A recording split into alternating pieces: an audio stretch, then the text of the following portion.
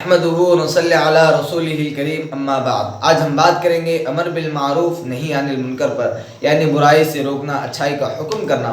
چونکہ اس سلسلے میں آج ہماری بہت زیادہ غفلت پائی جاتی ہے، برائی سے نہ روکتے ہیں، نہ خود روکتے ہیں، نہ نیکی کا حکم کرتے ہیں، نہ آگے والے کو نیکی کا حکم دیتے ہیں۔ قرآن مجید میں اس کی بڑی تاکید آئی ہے، تو آگے آخری تک میرے ساتھ جڑے رہیے، زیادہ وقت آپ کا نہیں لوں گا۔ اگر آپ کو ویڈیو اچھی لگی ہے تو میرے ساتھ جڑے رہیے، اور نیچے اب کسی نئے موضوع پر آپ کو بات کرنا ہے تو نیچے کامنٹس میں لکھ کر بتائیے، ہم انشاءاللہ اس پر بھی بات کریں گے، اچھے ویڈیوز آئندہ لاتے رہیں گے۔ تو ہماری جو قرآن مجید میں تعریف کی گئی ہے، کنتم خیر امۃ اخرجت للناس تأمرون بالمعروف وتنہون عن المنکر، تم بہترین امت ہو، بھلائی کے لیے نکالی گئی ہو، یعنی نیکی کا حکم کرتی ہو، برائی سے روکتی ہو۔ اس وجہ سے ہماری تعریف کی گئی ہے کہ ہم برائی سے روکتے ہیں، نیکی کا حکم کرتے ہیں۔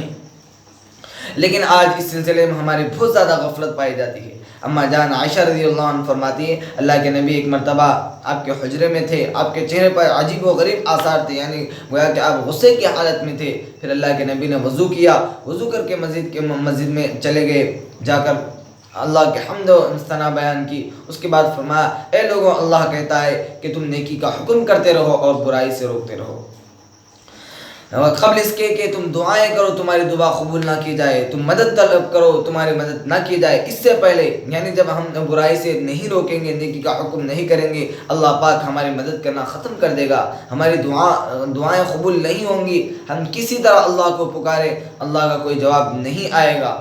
کیوں؟ ہم برائی سے اگر نہ روکیں، نیکی کا حکم نہ کریں۔ پھر اللہ کے نبی، چونکہ آج ہمارا یہ ماحول بن چکا ہے، برائی سے روکنا عالموں کا کام ہے، برائی سے روکنا کسی جماعت والے کا کام ہے، برائی سے روکنا کسی دوسرے آدمی کا کام ہے، یہ تو ہمارا کام نہیں ہے۔ تو برائی سے روکنا یہ ہر ایک کی ذمہ داری ہے، یاد رکھیے۔ جو بندہ بھی کلمہ پڑھتا ہے، بس مسلمان ہے، تو ہر کسی کی ذمہ داری ہے۔ ہاں، وہ عالم ہے، اس کی فضیلت اس اعتبار سے اس کے پاس علم زیادہ ہے، لیکن کسے پتہ نہیں ہے جھوٹ بولنا گناہ ہے، کسے پتہ نہیں ہے نماز چھوڑنا گناہ ہے، کسے پتہ نہیں ہے کہ زکوٰۃ ادا کرنا ہے، کسے پتہ نہیں ہے چغلی کرنا، غیبتیں کرنا یا کسی کی برائی کرنا، یہ غلط باتیں ہر کسی کو پتہ ہے۔ جو چیزیں پتہ ہے اس کے بارے میں روکنا ہر مسلمان کے لیے فرض اور ضروری ہے، یاد رکھیں۔ گھر میں بچے گانے سن رہے ہیں، گندی حرکتیں کر رہے ہیں، پھر بھی باپ روکتا نہیں، ماں روکتی نہیں۔ جس طرح ان کے لباس، ان کے اسکول کے جانے کی فکر ہوتی ہے، جس طرح ان کے طبیعت خراب ہونے کے بعد فکر ہوتی ہے میرا بچہ اچھا ہو جائے، اسی طرح یہ بھی ضروری ہے۔ بچہ اگر گناہوں میں مبتلا ہے، اگر گھر والے گناہوں کے اندر مبتلا ہے، ہم ان کو گناہوں سے بچا کر، جہنم سے بچا کر جنت کی طرف لے جانے والے بن جائیں، اس کی بھی فکر کرنا ضروری ہے۔ کیونکہ سب سے پہلی جو ذمہ داری عائد ہوتی ہے وہ گھر والوں ان پر عائد ہوتی ہے کہ ان کو بھی سدھاریں، خود بھی سدھارنے کی کوشش کریں۔ اس لیے برائی سے جو روکنے کے 3 درجے ہیں۔ اللہ کے نبی صلی اللہ علیہ وسلم نے ارشاد فرمایا، من رأى منکم منکرا فلیغیرہ بیدہ، جب تم میں سے کوئی شخص برائی کو دیکھے تو اپنے ہاتھ سے روکے۔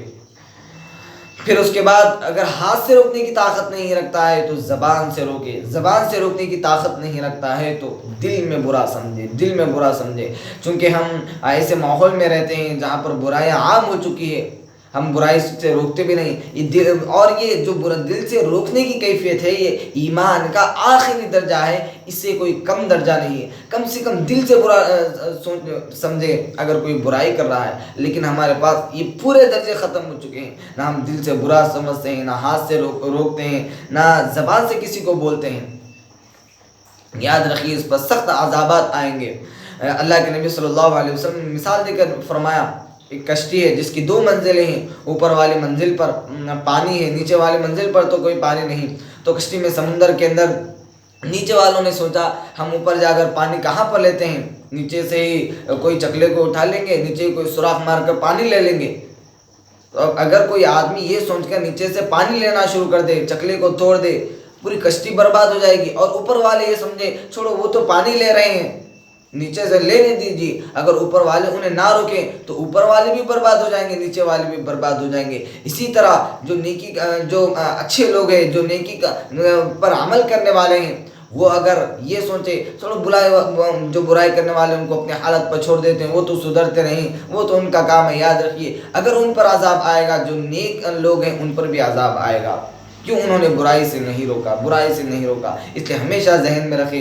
اب دیکھیے جو 3 درجے ہیں، یعنی زبان، ہاتھ سے روکنا، زبان سے روکنا، دل میں برا سمجھنا، یہ اعتبارات الگ الگ، اس کے اعتبارات الگ الگ ہیں۔ اب ہاتھ سے روکنا ہے، اپنے چھوٹے بچے ہیں، اپنے جو ماتحت میں آتے ہیں، نوکر چاکر ہیں، یا جس پر ہم کنٹرول کر سکتے ہیں، ان کو ہم آرام سے ہاتھ جس کے جو ہماری بات کو سنتے ہیں ان کو ہم اپنے ہاتھ سے روک سکتے ہیں۔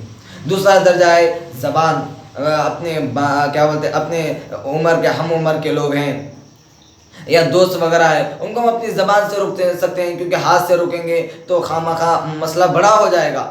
اگر ہاتھ سے روک سکتے ہیں تو روکے، لیکن جب زبان سے روکنے کی یہاں پر طاقت ہے، دوست وغیرہ ہے، ان کو ہم زبان سے تو نہیں بول سکتے، تو وہاں پر ہاتھ سے روکنے کی کوشش کریں۔